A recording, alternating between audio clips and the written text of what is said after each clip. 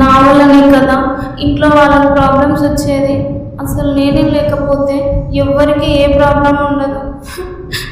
దేవుడా, అమ్మ నాన్నను దూరం చేశావు, అలాగే నా కంటి చూపు కూడా దూరం చేశావు.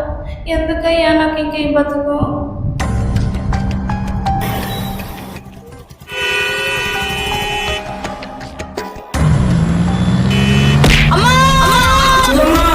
ఎందుకమ్మా ఈ అన్నయ్య వదిలి ఇల్లు దాటి బయటకు వచ్చినావు? నువ్వు లేకుంటే ఈ అన్నయ్య ఎట్లుంటావు అనుకున్నావు అమ్మా?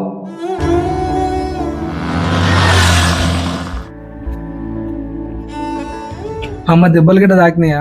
హాస్పిటల్కి వెళ్దాం, వెళ్ళి డ్రెస్ మార్చుకో అమ్మా. ఏం దాకలేదన్నయ్య, ఏం అవసరం లేదు హాస్పిటల్కి.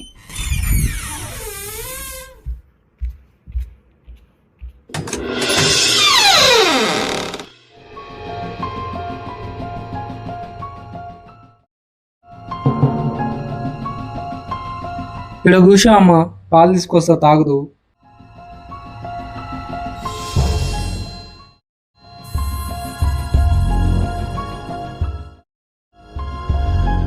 ఇగో తాగమ్మా. అయ్యో కాలుదమ్మా.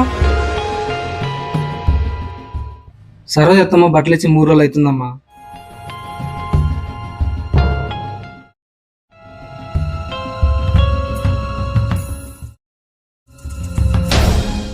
వాళ్ళ కొడుకు బర్త్డే అంట. ఒకటి కుట్టినా పంపకాలు పోయలేదు, ఇంకోటి కుడతా.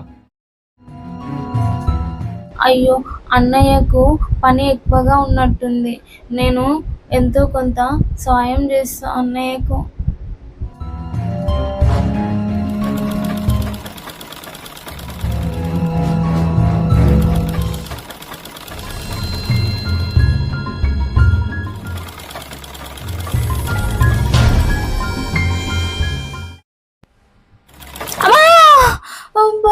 అయ్యో నువ్వెందుకు చేస్తున్నావు అమ్మా ఈ పని?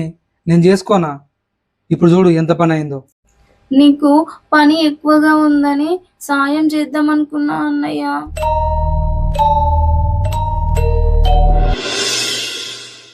ఓ పిల్లగా,